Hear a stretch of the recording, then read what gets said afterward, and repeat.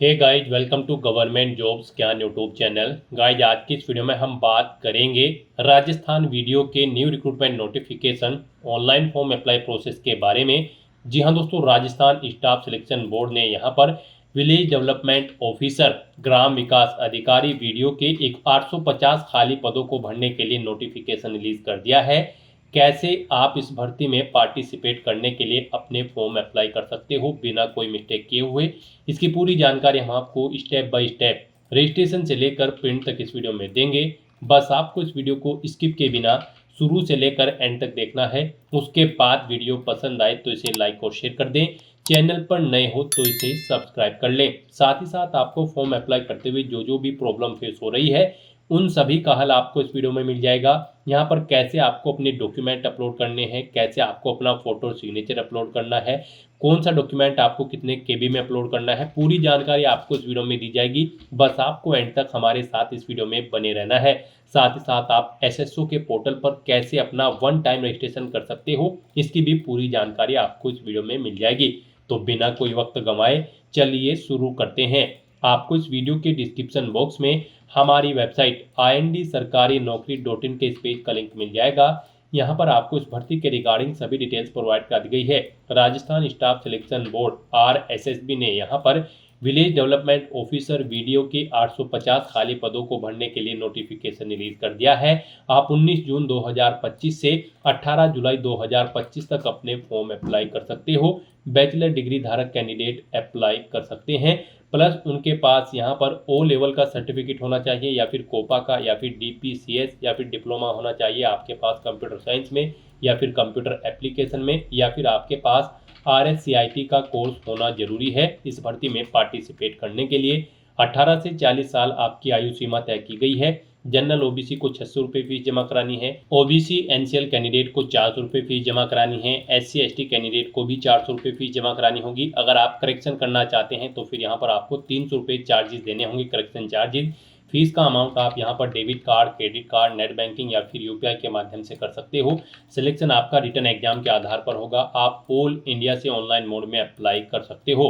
उसके लिए आपको इस पेज को नीचे स्क्रॉल डाउन करना है, इंपॉर्टेंट लिंक सेक्शन में आना है, ऑफिशियल नोटिफिकेशन PDF लिंक पर क्लिक करके इस भर्ती के नोटिफिकेशन को ओपन कर लेना है और इसमें से आपको पूरी डिटेल रीड कर लेनी है। यहाँ पर आपको सभी डिटेल्स प्रोवाइड कर दी गई है, जैसे कि क्या पोस्ट का नाम है, कितनी उसके लिए नंबर ऑफ वैकेंसीज है, कैसे आप अप्लाई कर सकते हो, कब से कब तक आप अप्लाई कर सकते हो, क्या आपका एलिजिबिलिटी क्राइटेरिया यहाँ पर रखा गया है।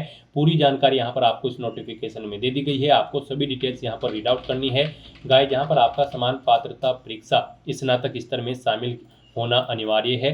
समान पात्रता परीक्षा स्नातक स्तर की 2024 की जो पात्रता परीक्षा बोर्ड द्वारा आयोजित करवाई गई थी, जिसका परिणाम 12/2/2025 को जारी किया गया है। आपका इस एग्जाम में पास आउट होना जरूरी है, तो ही आप इस भर्ती में अप्लाई कर सकते हो। तो यहाँ से पूरी डिटेल रीड करने के बाद आपको अपना फॉर्म अप्लाई करना है। उसके लिए आपको हमारी वेबसाइट के इसी पेज पर ही अप्लाई ऑनलाइन का ये लिंक दिया गया है। जैसे ही आप इस लिंक पर क्लिक करेंगे तो आपके सामने यहाँ पर राजस्थान सिंगल साइन ऑन का ये ऑफिशियल पोर्टल ओपन होगा। गाइस, जिसके थ्रू आप इस भर्ती के लिए अप्लाई कर सकते हो। यहाँ पर रजिस्ट्रेशन करने की आपको जरूरत नहीं है, क्योंकि यहाँ पर केवल वही कैंडिडेट अप्लाई कर सकते हैं जिन्होंने Rajasthan CET common eligibility test senior secondary level 2024 में यहाँ पर सफलतापूर्वक अपना एग्जाम पास आउट कर लिया है। तो यहाँ पर जब आपने इस एग्जाम के लिए अप्लाई किया होगा तो आपने अपना वन टाइम रजिस्ट्रेशन भी किया हुआ होगा। तो यहाँ पर आपको रजिस्ट्रेशन की जरूरत नहीं है, बस यहाँ पर आपको लॉगिन करना है। उसके लिए आपको अपनी डिजिटल आइडेंटिटी SSO ID या फिर यूजर नेम यहाँ पर एंटर करना है। उसके बाद आपको अपना पासवर्ड यहाँ पर एंटर करना है, ये कैप्चा कोड आपको यहाँ पर एंटर करना है और गाइस फिर आपको लॉगिन के ऑप्शन पर क्लिक करके अपने डैशबोर्ड में लॉगिन कर लेना है। अपने डैशबोर्ड में आने के बाद गाइस आपको ऑनगोइंग रिक्रूटमेंट सेक्शन में राजस्थान वीडियो 2025 के लिंक पर क्लिक करना होगा। दोस्तों, अगर आपने अपना OTR रजिस्ट्रेशन कर रखा है और अगर आपने फीस पेमेंट नहीं किया है या फिर KYC नहीं की हुई है तो आपको OTR रजिस्ट्रेशन की कंप्लीट वीडियो का लिंक इस वीडियो के डिस्क्रिप्शन बॉक्स में दे दिया गया है। आप उस लिंक पर विजिट करके complete OTR registration read out कर सकते हो और चेकआउट कर सकते हो कि कैसे आपको रजिस्ट्रेशन करना होगा। फीस पेमेंट और ई-केवाईसी आपको कैसे करनी होगी, स्टेप बाय स्टेप कंप्लीट जानकारी आपको दे दी गई है। जैसे कि हम आपको यहाँ पर रिक्रूटमेंट 2025 क्लिक करके अप्लाई करके दिखा रहे हैं। नेक्स्ट आपके सामने कुछ इस तरह से इंटरफेस होगा। अब गाइस यहाँ पर आपको राजस्थान सीईटी ग्रेजुएट लेवल 2024 का एप्लीकेशन नंबर यहाँ पर एंटर करना है। ये एप्लीकेशन नंबर आपको तब मिला होगा जब आपने फॉर्म अप्लाई किया होगा, और अगर आप इसे भूल चुके हैं तो आप इसे दोबारा से भी गेट कर सकते हैं। गाइस आपको यहाँ पर, जी हाँ दोस्तों, यहाँ पर आपको माई रिक्रूटमेंट के इस लिंक पर क्लिक करना है।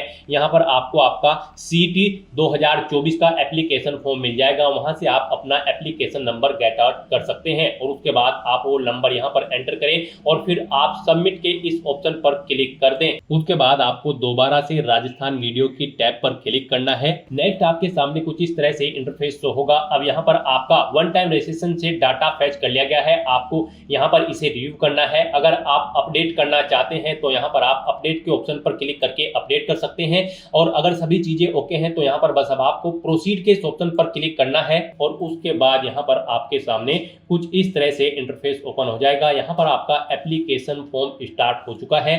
कुछ चीजें यहाँ पर आपको ऑटोमेटिकली फिल मिल गई है जो आपके रजिस्ट्रेशन टाइम पे आपने प्रोवाइड कराई थी, वो यहाँ पर आपको कुछ चीजें ऑटोमेटिकली फिल मिल गई है। अब यहाँ पर आने के बाद बस आपको अपनी माता का नाम यहाँ पर एंटर करना है। फिर यहाँ पर आपको अपनी श्रेणी सिलेक्ट कर लेनी है। आप किस श्रेणी से बिलोंग करते हैं। राजस्थान स्टेट से अलग कैंडिडेट अगर अप्लाई करते हैं तो केवल जनरल कैटेगरी कैंडिडेट अप्लाई कर सकते हैं। फिर यहाँ पर अगर आप विशेष दिव्यांगजन श्रेणी के अंतर्गत आते हैं तो यहाँ पर आप ऑप्शन सिलेक्ट करें किस दिव्यांगजन श्रेणी के अंतर्गत आप आते हैं। नहीं आते हैं तो यहाँ पर आप नॉट एप्लीकेबल ऑप्शन सिलेक्ट कर लें। उसके बाद यहाँ पर आपको उप विशेष दिव्यांगजन श्रेणी सिलेक्ट करनी है अगर आप दिव्यांगजन श्रेणी के अंतर्गत आते हो। उसके बाद यहाँ पर आपको अपनी श्रेणी का प्रमाण पत्र संख्या देनी होगी और फिर आपको बताना होगा कि क्या आपको स्रोत लेखक की आवश्यकता है। अगर है तो यहाँ पर आप स्वयं उसकी प्रबंध करेंगे या फिर विभाग को उसका प्रबंध करना है, यहाँ पर आपको ऑप्शन मिल जाएगा। और गाइस अगर आप यहाँ पर विशेष दिव्यांगजन श्रेणी के अंतर्गत नहीं आते हो तो फिर आगे के ये ऑप्शन आपको यहाँ पर डिसेबल्ड कर दिए जाएंगे। उसके बाद यहाँ पर आपको अपना रिलीजन सिलेक्ट करना है, अपनी वैवाहिक स्थिति मैरिटल स्टेटस आपको बताना है, आप मैरिड हो या फिर अनमैरिड हो या फिर डाइवोर्स हो, आप अपने अकॉर्डिंग ऑप्शन सिलेक्ट करें। उसके बाद यहाँ पर अगर आप मैरिड हो तो यहाँ पर आपको अपने जीवित बालक की संख्या देनी है और आपको यहाँ पर आपका मोबाइल नंबर ऑटोमेटिकली फिर मिल जाएगा। अपना व्हाट्सएप मोबाइल नंबर देना चाहते हैं तो वो यहाँ पर आप दे सकते हैं। आपके पास जन आधार आईडी है तो वो आप यहाँ पर एंटर कर सकते हैं, नहीं है तो इस कॉलम को आप खाली छोड़ दें। गाइस यहाँ पर जिन कॉलम के सामने रेड कलर का स्टार बना हुआ है उनमें आपको डिटेल्स देनी मस्ट है और जिनमें नहीं बना हुआ है वो ऑप्शनल है। आप उनकी डिटेल चाहे तो दें चाहे या फिर न दें। यहाँ पर आप अपनी पोस्ट सेलेक्ट करें जिसके लिए आप अप्लाई करना चाहते हो। उसके बाद यहाँ पर आपको अपना कोरोस्पोंडेंस एड्रेस एंटर करना है। कोरोस्पोंडेंस एड्रेस में आपको अपना स्टेट चुनना है, अपना डिस्ट्रिक्ट चुनना है, शहर या फिर गांव का नाम देना है, अपना पिन कोड देना है, अपना फोन नंबर देना है, ये ऑप्शनल है। इस तरह से अपनी डिटेल्स फिल करने के बाद अब गाइस यहाँ पर आपको नेक्स्ट के इस ऑप्शन पर क्लिक कर देना है। फिर आपसे पूछा गया है जो मोबाइल नंबर और ईमेल आईडी आपने दी है क्या वो करेक्ट है। अगर करेक्ट है तो यहाँ पर आप यस के इस ऑप्शन पर क्लिक करें। बेसिक डिटेल्स प्रोवाइड कराने के बाद अब आपको अपनी पर्सनल डिटेल्स यहाँ पर देनी है। सबसे पहले यहाँ पर आपको अपनी नेशनलिटी सिलेक्ट कर लेनी है। फिर यहाँ पर आपको अपना स्टेट सिलेक्ट कर लेना है। उसके बाद यहाँ पर आपको अपना डिस्ट्रिक्ट सिलेक्ट कर लेना है। फिर आपसे पूछा गया है कि क्या आप इंडिया में कहीं बाहर से सेटल्ड हुए हैं। अगर हुए हैं तो आप यहाँ पर यस करें और फिर किस देश से आप सेटल्ड हुए हैं उस देश का नाम आप यहाँ पर सिलेक्ट करें और अगर आप इंडिया से ही हैं तो यहाँ पर आपको नो ऑप्शन सिलेक्ट करना है। फिर यहाँ पर आपको अपनी स्पेशल कैटेगरी विशेष श्रेणी की डिटेल प्रोवाइड करनी है। यहाँ पर आपसे पूछा गया है कि क्या आप भूतपूर्व सैनिक है। अगर है तो यहाँ पर आप यस ऑप्शन सिलेक्ट करेंगे और फिर आप अपनी सर्विस का स्टेटस यहाँ पर सिलेक्ट करेंगे और सर्विस अंडर ऑप्शन सिलेक्ट करेंगे और अगर आप नहीं है तो यहाँ पर आप सिंपली नो ऑप्शन सिलेक्ट कर लेंगे। उसके बाद यहाँ पर आपसे पूछा है कि क्या आप मौजूदा राज्य सरकार के कर्मचारी हैं। अगर हैं तो यहाँ पर आप यस ऑप्शन सिलेक्ट करेंगे और फिर उसकी डिटेल देंगे जैसे कि डेजिग्नेशन नेम और क्या आपके पास एनओसी नंबर है। और अगर नहीं है आप यहाँ पर मौजूदा राज्य सरकार के कर्मचारी तो फिर आपको नो ऑप्शन सिलेक्ट करना होगा। आगे के ऑप्शन आपके डिसेबल्ड कर दिए जाएंगे। फिर आपको अपनी एडिशनल कैटेगरी की डिटेल देनी है। यहाँ पर आप इस चेकबॉक्स को ओके करेंगे। आपसे पूछा गया है फिर उसके बाद क्या आपके खिलाफ कभी कोई प्राथमिकी दर्ज की गई है यानी कि कोई एफआईआर हुई है। अगर हुई है तो यहाँ पर आप सिलेक्ट करेंगे और उसकी डिटेल देंगे। नहीं हुई है तो यहाँ यहाँ पर आप नो ऑप्शन सेलेक्ट कर लेंगे और उसके बाद गाइस यहाँ पर आपको नेक्स्ट के इस ऑप्शन पर क्लिक कर देना है। नेक्स्ट यहाँ पर आपको अपनी एजुकेशनल क्वालिफिकेशन की डिटेल प्रोवाइड करनी है। सबसे पहले यहाँ पर आपको इस चेकबॉक्स को ओके करना है। उसके बाद यहाँ पर आपको अपनी 10वीं और 12वीं क्लास की डिटेल देनी है। गाइस यहाँ पर इस भर्ती में पार्टिसिपेट करने के लिए बैचलर डिग्री धारक कैंडिडेट अप्लाई कर सकते हैं, प्लस उनके पास यहाँ पर ओ लेवल का सर्टिफिकेट होना चाहिए या फिर कोपा का या फिर DPCS या फिर डिप्लोमा होना चाहिए आपके पास कंप्यूटर साइंस में या फिर कंप्यूटर एप्लीकेशन में, या फिर आपके पास RSCIT का कोर्स होना जरूरी है इस भर्ती में पार्टिसिपेट करने के लिए। तो यहाँ पर अब आपको अपनी एजुकेशनल क्वालिफिकेशन की डिटेल देनी है। इसमें सबसे पहले आपको अपनी 10वीं क्लास की डिटेल देनी है। यहाँ पर आप अपने सब्जेक्ट का ग्रुप बताएं, आपके पास 10वीं में यहाँ पर आर्ट, कॉमर्स, साइंस या फिर कौन कौन से सब्जेक्ट थे वो आप एंटर करें।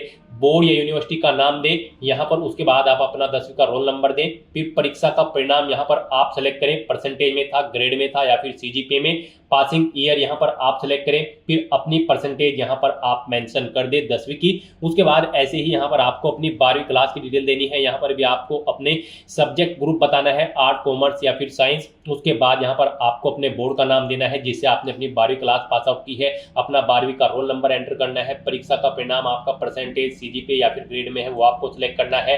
पासिंग ईयर यहाँ पर आपको सिलेक्ट कर लेना है और अपनी परसेंटेज यहाँ पर आपको एंटर कर देनी है। इस तरह से यहाँ पर आपको अपनी 10वीं और 12वीं क्लास की डिटेल प्रोवाइड करनी है। रही बात सीट की, तो वो आपसे स्टार्टिंग में ही एप्लीकेशन नंबर मांगा गया था। यहाँ पर वही कैंडिडेट केवल अप्लाई कर सकते हैं जिन्होंने CET 10+2 लेवल की जो कॉमन एलिजिबिलिटी टेस्ट है उसे पास आउट किया हुआ है। तो यहाँ पर अब आपको अपनी क्वालिफिकेशन की डिटेल प्रोवाइड कराने के बाद फिर आपको नेक्स्ट के इस ऑप्शन पर क्लिक कर देना है। नेक्स्ट यहाँ पर आपको अपना फोटो और सिग्नेचर अपलोड करने हैं। गाइस यहाँ पर आपका जो फोटो होगा वो 50 KB से 100 KB के बीच में होना चाहिए, JPG या फिर JPEG फॉर्मेट में होना चाहिए, और सिग्नेचर आपके 20 KB से 50 KB के बीच में होने चाहिए, JPG या फिर JPEG फॉर्मेट में होने चाहिए। तो यहाँ पर आपको चूज फाइल बटन पर क्लिक करना है, फाइल को सिलेक्ट कर लेना है और 1 बाय 1 करके अपना फोटो और सिग्नेचर यहाँ पर अपलोड कर देने हैं। उसके बाद यहाँ पर आपकी बॉडी पर कोई कट या तिल का निशान है तो उस जगह का नाम यहाँ पर आपको एंटर करना है।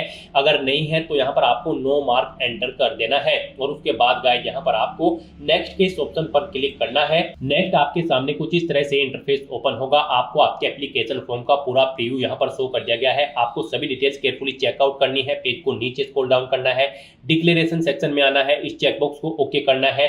कहीं पर कोई मिस्टेक है तो आप यहाँ पर अपडेट ऑप्शन पर क्लिक करके अपडेट कर सकते हो, और अगर सभी चीजें ओके हैं तो बस यहाँ पर अब आपको फाइनल सबमिट के इस ऑप्शन पर क्लिक कर देना है। जैसे ही आप फाइनल सबमिट ऑप्शन पर क्लिक करेंगे आपके रजिस्टर्ड मोबाइल नंबर पर एक OTP आएगा। वो OTP आपको यहाँ पर एंटर करना होगा और अपना फॉर्म सबमिट कर देना होगा। इस तरह से यहाँ पर आपका एप्लीकेशन फॉर्म सक्सेसफुली सबमिट हो जाएगा और उसके बाद आप अपने डैशबोर्ड में जाकर उसका स्टेटस चेकआउट कर सकते हो और अपने एप्लीकेशन फॉर्म का एक हार्ड कॉपी प्रिंट आउट ले सकते हैं फ्यूचर यूज के लिए, फ्यूचर रेफरेंस के लिए। तो दोस्तों ऐसे आप अपना Rajasthan village development officer 850 post के लिए फॉर्म अप्लाई कर सकते हो बिना कोई मिस्टेक किए हुए। आज की इस वीडियो में बस इतना ही। आई होप ये वीडियो आपको पसंद आई होगी। अगर पसंद आई हो तो इसे लाइक और शेयर करें। चैनल पर नए हो तो इसे सब्सक्राइब कर लें। Thanks for watching.